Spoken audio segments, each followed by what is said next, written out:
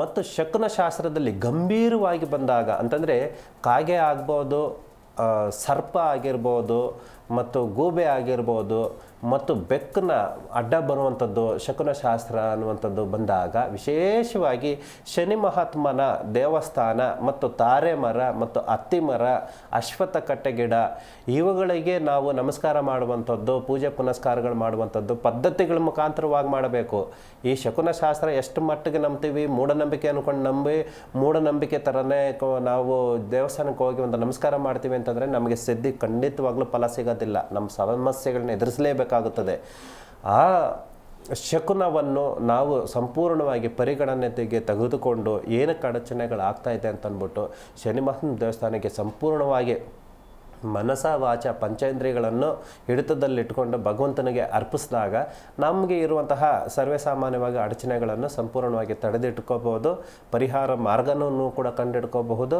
ವಿಶೇಷವಾಗಿ ಈ ಶಕುನ ಶಾಸ್ತ್ರಗಳನ್ನು ಒಂದು ಮಗುವಿನ ಜನನಕ್ಕೆ ಹೋದಾಗ ಅಂತಂದರೆ ಒಂದು ಪ್ರೆಗ್ನೆಂಟನ್ನು ಮಹಿಳೆಯನ್ನು ಹಾಸ್ಪಿಟ್ಲ್ ಕರ್ಕೊಂಡು ಹೋಗುವಾಗ ವಿಶೇಷವಾಗಿ ಶಕುನ ಶಾಸ್ತ್ರವನ್ನು ಪರಿಗಣನೆಗೆ ತೆಗೆದುಕೊಳ್ಳಬೇಕಾಗುತ್ತದೆ. ಒಂದು. ಎರಡನೇದಾಗಿ ಕಂಕಣ ಭಾಗ್ಯವನ್ನು ಗಂಡಾಗಿರ್ಬೋದು ಹೆಣ್ಣಾಗಿರ್ಬೋದು ನೋಡೋಕೆ ಹೋಗುವಾಗ ಸಂಪೂರ್ಣವಾಗಿ ತೆಗೆದುಕೊಳ್ಳಲೇಬೇಕಾಗುತ್ತದೆ.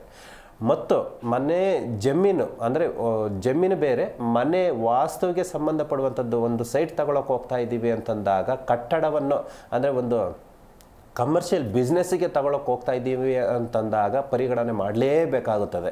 ಯಾಕಂತಂದರೆ ನೂರಾರು ವರ್ಷ ಅಲ್ಲಿ ನಾವು ಬದುಕಿ ಬಾಳಬೇಕಾಗಿರುವಂಥದ್ದು. ಆ ಲಕ್ಷ್ಮಿ ಹಣಕಾಸಿಗೆ ಸಂಬಂಧಪಡುವಂಥದ್ದೇ ವ್ಯವಹಾರವನ್ನು ನೋಡಬೇಕಾಗಿರುವಂಥದ್ದು. ಆದ ಕಾರಣದಿಂದ ಪರಿಗಣನೆ ಮಾಡಬೇಕಾಗುತ್ತದೆ. ಭೂಮಿಯ ವ್ಯವಸಾಯಕ್ಕೆ ಸಂಬಂಧಪಡುವಂಥದ್ದು ಭೂಮಿ ಹೋಗುವಾಗ ಶಕುನ ಶಾಸ್ತ್ರಗಳು ಸಾಮಾನ್ಯವಾಗಿ ತಟ್ಟೋದಿಲ್ಲ. ಯಾಕಂತಂದರೆ ಪ್ರಕೃತಿಯ ಧರ್ಮ ಅನ್ನುವಂಥದ್ದು ಅಲ್ಲಿ ಬೆಳೆಯುತ್ತೀವಲ್ವ, ಅಲ್ಲಿ ಏನಾಗುತ್ತೆ ಅಂತಂದರೆ ಪ್ರಕೃತಿಯೇ ನಮಗೆ ಸಪೋರ್ಟ್ ಮಾಡುತ್ತದೆ. ಅಲ್ಲಿ ನಮಗೆ ಸಂಪೂರ್ಣವಾಗಿ ಪರಿಗಣನೆ ಮಾಡುವಂಥದ್ದು ಅವಶ್ಯಕತೆಗಳಿಲ್ಲ. ಓಕೆ ಗುರುಜಿ, ಒಬ್ಬರು ಕಾಲರ್ ಇದ್ದಾರೆ, ಮಾತಾಡ್ಸೋಣ. Hello hello. ಎಸ್, ಕರೆ ಕಟ್ಟಾಗಿದೆ ಅನಿಸುತ್ತೆ. ಇನ್ನು ಗುರುಜಿ, ನೀವು ಹೇಳ್ತಾ ಇದ್ರಿ ಅಂದರೆ ಹೊರಗಡೆ ಹೋದಂತಹ ಸಂದರ್ಭದಲ್ಲಿ ಯಾವ್ಯಾವ ವಿಚಾರಕ್ಕೆ ಅಪ್ಲೈ ಆಗುತ್ತೆ ಈ ಶಾಸ್ತ್ರ ಅನ್ನೋದು. ಸೊ ಮದುವೆ ವಿಚಾರ ಇರಬಹುದು, ಹಾಗೆ ಏನಾದರೂ ಹೊಸ ಕೆಲಸವನ್ನು ಮಾಡಬೇಕಾದ್ರೆ ವಿಚಾರ. ಸೊ ಅವರು ಮನೆಯಿಂದ ಹೊರಡೋಕ್ಕಿಂತ ಮುಂಚೆ ಏನು ಮಾಡಿ ಹೋಗಬೇಕು ಅಂತ? ಮುಖ್ಯವಾಗಿ ಮನೆ ಕುಟುಂಬದಲ್ಲಿ ಹಾಕ್ತಾ ಇರುವಂತಹ ಶಕುನಗಳು ಹೇಗೆ, ಒಂದು ಕನ್ನಡಿ ಒಡೆಯುವಂಥದ್ದನ್ನು ಕೂಡ ಶಕುನ ಶಾಸ್ತ್ರನೇ ಸಂಬಂಧಪಡುವಂಥದ್ದು. ಮತ್ತು ಮನೆ ಕುಟುಂಬದಲ್ಲಿ ಇರುವಂತಹ ದೇವರು ಫೋಟೋ ಒಡೆಯುವಂಥದ್ದನ್ನು ಕೂಡ ಒಡೆದೋಗುವಂಥದ್ದು ಕೂಡ ಶಕುನ ಶಾಸ್ತ್ರಕ್ಕೆ ಸಂಬಂಧಪಡುವಂಥದ್ದು. ಮತ್ತು ಮನೆ ಕುಟುಂಬದಲ್ಲಿ ಒಂದು ದೇವರು ಮನೆಯಲ್ಲಿ ಇಟ್ಟಂತಹ ಒಂದು ದೀಪ, ಎಣ್ಣೆ ದೀಪ ಅದು ಕೆಳಗಡೆ ಬಿದ್ದೋಗುವಂಥದ್ದು, ಅರಿಶಿನ ಕುಂಕುಮ ಕೆಳಗಡೆ ಬಿದ್ದೋಗುವಂಥದ್ದು, ಇವೆಲ್ಲವನ್ನು ಕೂಡ ಶಕುನ ಶಾಸ್ತ್ರಕ್ಕೆ ಸಂಬಂಧಪಡುವಂಥದ್ದು. ಅಂದರೆ ನಮಗೆ ನಾವು ಜನರಲಾಗಿ ಅವಾಗ ಅನ್ಕೊಳ್ಬೋದು, ಏನೋ ಹಿಂಗೆ ತಟ್ಟದ್ವಿ, ತಗುಳಿತು, ಬಿದ್ದೋಯ್ತು, ಅಥವಾ ಗಾಳಿ ಫ್ಯಾನಿಗೆ ಸ್ವಲ್ಪ ಬಿದ್ದೋಯ್ತು, ಇದಾಯಿತು, ಆರೋಯ್ತು ಅಂತ ಅಂದ್ಬಿಟ್ಟು. ಖಂಡಿತವಾಗ್ಲೂ ಅಲ್ಲ. ನಮ್ಮ ಶಕುನ ಶಾಸ್ತ್ರಗಳು ಸಂಪೂರ್ಣವಾಗಿ ಅಧ್ಯಯನ ಮಾಡಿದವ್ರಿಗೆ ಮತ್ತು ಆ ಪೆಟ್ಟುಗಳನ್ನ ತಿಂದವ್ರಿಗೇ ಕೂಡ ಖಂಡಿತವಾಗ್ಲೂ ಕೂಡ ಗೊತ್ತು ಎಷ್ಟರ ಮಟ್ಟಿಗೆ ನಮಗೆ ಅದರ ನಷ್ಟ ಪ್ರಾಪ್ತಿ ಅನ್ನುವಂಥ ಕೊಡುತ್ತದೆ ಅನ್ನುವಂಥದ್ದು.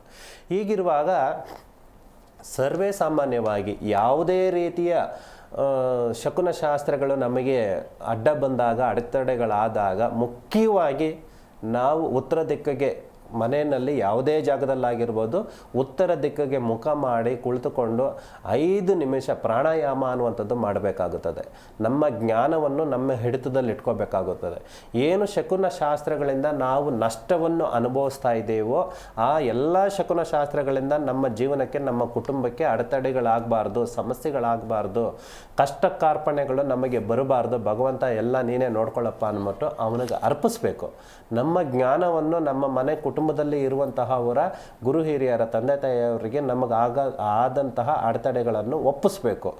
ಒಪ್ಪಿಸಾದ ನಂತರ ಶಾಂತವಾಗಿ ಭೂಮಿಗೆ ನಾವೆಲ್ಲೂ ಕುಳಿತುಕೊಂಡಿರ್ತೀವೋ ಉತ್ತರ ದಿಕ್ಕಿಗೆ ಮುಖ ಮಾಡಿ ಕುತ್ಕೊಂಡು ಧ್ಯಾನ ಮಾಡಿದಾಗ ಆ ಭೂಮಿ ತಾಯಿಗೆ ನಮಸ್ಕಾರ ಮಾಡಿಕೊಂಡು ಒಂದು ಅರ್ಧ ಗ್ಲಾಸ್ ನೀರು ಕುಡಿದು ನಮಸ್ಕಾರ ಮಾಡಿಕೊಂಡಾಗ ನಮಗೆ ಸಾಧ್ಯವಾದಷ್ಟು ಕೂಡ ಆಲ್ಮೋಸ್ಟ್ 100ಕ್ಕೆ 90 ಭಾಗದಷ್ಟು ಕೂಡ ಆ ಅಡೆತಡೆ ಅನ್ನುವಂಥದ್ದು ಖಂಡಿತವಾಗ್ಲೂ ಕೂಡ ತಪ್ಪಿಸ್ಕೋಬಹುದು. ಓಕೆ ಗುರುಜಿ, ಒಬ್ರು ಕಾಲರ್ ಇದ್ದಾರೆ, ಮಾತಾಡ್ಸೋಣ. ಹಲೋ ಹಲೋ, ನಮಸ್ತೆ ಮಾ, ನಿಮ್ಮ ಹೆಸರು? ನಮ್ಮ ಹೆಸರು ಚಂದ್ರಕಲಾ ಅಂತ. ಹಾಂ, ನಮ್ಮ ಹೆಸರು ಚಂದ್ರಕಲಾ ಅಂತ. ಓಕೆ. ಎಲ್ಲಿಂದ ಕರೆ ಮಾಡಿದ್ದೀರಾ? ಬಳ್ಳಾರಿ. ಯಾರ ಬಗ್ಗೆ ಕೇಳಬೇಕಿತ್ತು? ನನ್ನ ನಿಮ್ಮ ಡೇಟ್ ಆಫ್ ಬರ್ತ್ ಹಾಗೆ ರಾಶಿ ನಕ್ಷತ್ರ ತಿಳಿಸ್ಕೊಡಿ. ಜನವರಿ 28 ಸ್ವಲ್ಪ ಜೋರಾಗಿ ಮಾತಾಡಿ. ಡೇಟ್ ಆಫ್ ಬರ್ತ್ ಇನ್ನೊಂದ್ಸಲ ಹೇಳಿ. ಜನವರಿ 28 ನೆಕ್ಸ್ಟ್ ಕಾಲ್. ಓಕೆ. ರಾಶಿ ನಕ್ಷತ್ರ?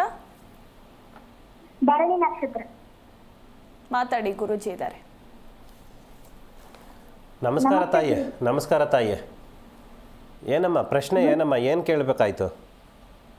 ಗುರುಜಿ, ನಂದು ಆರೋಗ್ಯದ ಬಗ್ಗೆ ಸಮಸ್ಯೆ ಮತ್ತು ವಿದ್ಯಾಭ್ಯಾಸ. ಚಂದ್ರಕಲಾ ಅಲ್ವಮ್ಮ? ಚಂದ್ರಕಲಾ, ಆರೋಗ್ಯದ ಸಮಸ್ಯೆ ಮತ್ತು ಬುಧ ಅಂತಂದರೆ ಗುರು. ನಿಮ್ಮ ಮನೆ ಕುಟುಂಬಕ್ಕೆ ಸಂಬಂಧಪಡುವಂತಹ ನೀವು ಯಾರು ತಂದೆ ತಾಯಿ ಇದ್ದಾರಲ್ಲ ಅವ್ರ ಮಾತುಗಳನ್ನ ಕೇಳಿ ಸಾಧ್ಯವಾದಷ್ಟು. ಒಂದು. ಎರಡನೇದಾಗಿ ಮನೆ ಕುಟುಂಬದಲ್ಲಿ ಕುಲದೇವರ ಆರಾಧನೆ ಅನ್ನುವಂಥದ್ದು ಮಾಡಿ ಸರಿ ಹೋಗುತ್ತದೆ. ಮತ್ತು ನಿಮಗೆ ಜ್ಞಾನ ಅನ್ನುವಂಥದ್ದು ಬೆಳಿಬೇಕು ಅಂತಂದರೆ ಸಾಧ್ಯವಾದಷ್ಟು 6 ಗಂಟೆಯ ಒಳಗಡೆಯಾಗಿ ಒಂದು ದಿನನೂ ಕೂಡ ಮಿಸ್ ಮಾಡಿದಿರ ಎದ್ದು ನಿತ್ಯ ಕಾರ್ಯಗಳನ್ನು ಕೂಡ ಮುಗಿಸಿ. ನೆಕ್ಸ್ಟ್. ಎಸ್, ಥ್ಯಾಂಕ್ ಯು ಮಾ, ಕರೆ ಮಾಡಿದ್ದಕ್ಕಾಗಿ. ಇನ್ನೂ ನಿಮಗೆ ಹೆಚ್ಚಿನ ಮಾಹಿತಿ ಬೇಕು ಅಂದರೆ ನಾವು ಗುರೂಜಿಯವರ ಪರ್ಸನಲ್ ಕಾಂಟ್ಯಾಕ್ಟ್ ನಂಬರನ್ನು ತೋರಿಸ್ತಾ ಇದ್ದೀವಿ, ನೀವು ಅದಕ್ಕೆ ಕಾಂಟ್ಯಾಕ್ಟ್ ಮಾಡಬಹುದು. ಎಸ್ ಗುರೂಜಿ, ಇನ್ನೂ ಸಾಕಷ್ಟು ವಿಚಾರಗಳಿದೆ, ಮಾತನಾಡೋಣ. ವೀಕ್ಷಕರೇ, ಜ್ಯೋತಿಷ್ಯ ಕಿರಣ ವಿಶೇಷ ಕಾರ್ಯಕ್ರಮ ಜಿ ಕನ್ನಡ ನ್ಯೂಸ್ ಈಗ ನಿಮ್ಮ ಮನೆಯಲ್ಲೇ ನೋಡಿ. ಎಲ್ಲ ಕೇಬಲ್ಗಳಲ್ಲಿ ಈಗ ಲಭ್ಯ.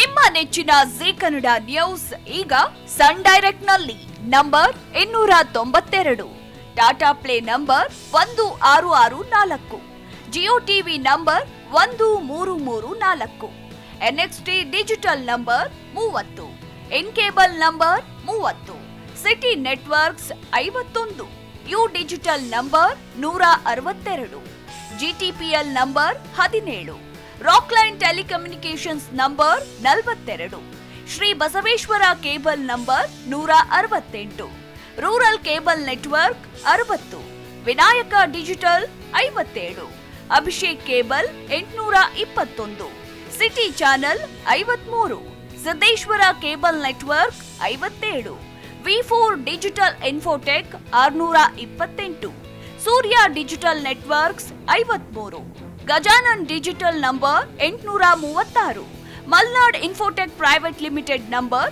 56, metro cast number 830, victory digital number 167ರಲ್ಲಿ ನೋಡಿ ಆನಂದಿಸಿ.